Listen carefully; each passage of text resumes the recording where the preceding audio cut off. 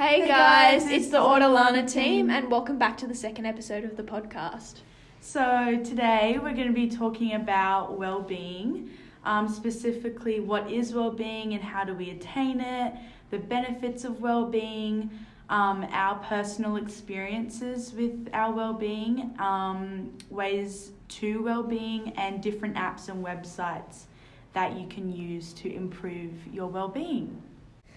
Wellbeing is important, especially with upcoming exams and busy assessment times.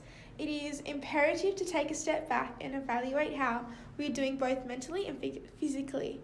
It's mostly a period of time with much anxiety and pressure, which can take a significant toll on our mental wellbeing.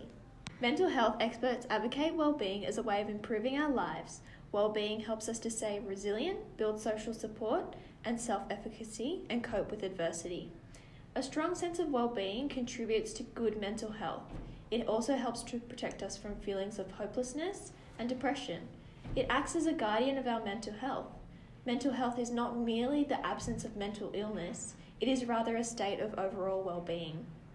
The World Health Organization describes well-being as a resource for healthy living and a positive state of health, and enables us to function well, physically, emotionally, and socially. In other words, well-being is described as enabling people to develop their potential, work productively and creatively, form positive relationships with others, and meaningfully contribute to the community. So, hundreds of research studies have proven well-being doesn't just feel good, it's important for happier, healthier living. So, some statistics for you is that optimism and positive emotions can reduce the risk of a heart attack by up to 50%. So, optimism can be learnt. So, experiencing 3 times more positive emotions compared to negative ones can lead to a tipping point beyond which we can become more resilient to adversity and better able to achieve things. Happy people live longer, potentially adding 7.5 years to their lifespan. Our expression of positive emotions such as happiness and optimism influences the people we know, and studies show our positivity can be passed on to others. Having higher levels of well-being has been shown to increase our immunity to infection, lowering our risk of mental health problems, reducing mental decline as we get older, and increase our resilience. So with all those statistics, it shows that our well-being isn't just about our mental health and our emotional health, but it also has a toll on our physical health. So making sure that our well-being is constantly being improved also improves our physical health. Upon doing some research, a pioneer of positive psychology, Professor Martin Seligman, tells us that well-being is made up of 5 main factors that contribute to human flourishing. He believes we should choose to maximize all 5 elements to achieve greater well-being and in turn flourish. The first one being positive emotion, as it is the feeling of pleasure, happiness, satisfaction and comfort. We take responsibility for our feelings, cultivating happiness and gratitude. The second one is actually engagement, so living an engaged life, being absorbed and connected to activities to the point where we lose track of time and effort. This can be described as flow.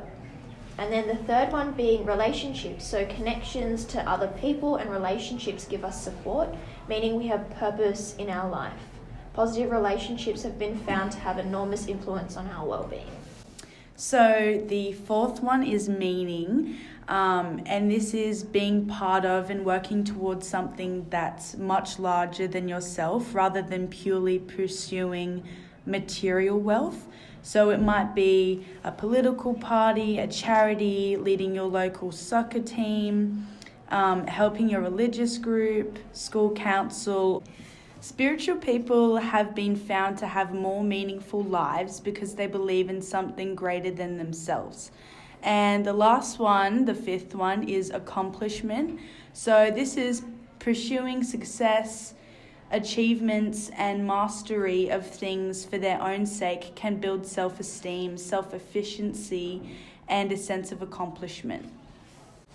Okay, so we're kind of just going to have a little chat about our personal experiences with wellbeing, and we know it's different for everyone, but I think it can be extremely beneficial if we share how we personally manage it. So for me, like, my well-being does fluctuate, and sometimes it can be good and sometimes it can be bad, and I feel like that's like that for all of us. But in times of stress, because we're in year 12 particularly, we have to find ways to manage our well-being whilst also managing our academic and social lives as well, I think. So what I do is I use personal meditation apps. So I've got things like Headspace, and I've also got Smiling Minds and my main 2 on my phone that I use. So every night and every morning I'll do like a quick 5-minute meditation just to ground myself and know that I am okay and I'm supported by all the people around me and my friends and my family and stuff like that. Another way I manage my mental health, I think, is also I go for like half an hour walks as soon as I get home from school, because you still need a bit of that physical activity to help your well-being. Like we said before, it's not just the mental aspect, it's also keeping your body active and feeding it good food. That will all contribute to positive well-being. And I think especially in high school it's important, and being like women, it's important that we watch our mental health and make sure we're physically, mentally and socially okay. And my biggest, I think, advice is to know that it's okay not to be not okay. And it's okay to ask for help. That's my personal experience with wellbeing. So my personal experience with wellbeing is basically the same as Antonia. I have stages where I feel like my mindset and, well-being is like really good, and then I'll have times where I'm just not feeling as amazing, or, not feeling the best. And I feel like it can be really hard, especially being in our last year of school, like HSC, it's really stressful.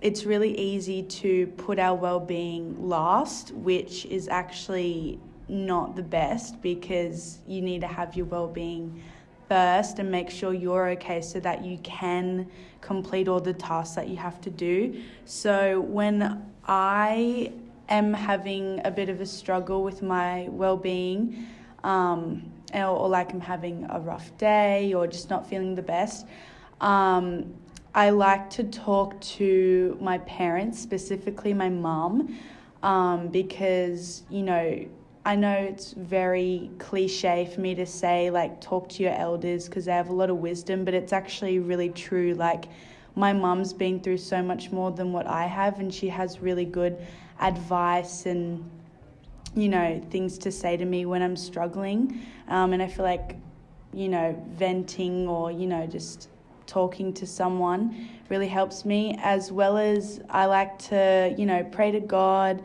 even put in some music, whether it's just relaxing music or worship music. I feel like it really helps me have a lot of peace, and I can have time to just chat to God and, gain my strength again. But I would say that's how I deal with well-being. Okay. My experience is kind of like the same as the other girls, but I think the way I approach it for myself, I would mostly sleep. It's like just to recharge my mind, to get off my mind, to have that like recharge. And the peace and quiet. Yeah, like that. To get away from it a bit. But then also I'll use music, because music is so much genres, and I feel like calm music would help me. So when I'm not sleeping, I intend to have the weekend as a break, like everyone usually does. So like go out with my family to breakfast and dinner, or hang out with my friends, go get an acai bowl or something. Like, it's just to recharge your mind, get everything off, what's bothering you or what's worrying you. It's like a sense of like finding a happy place, like other than school. It's like differentiating school from home.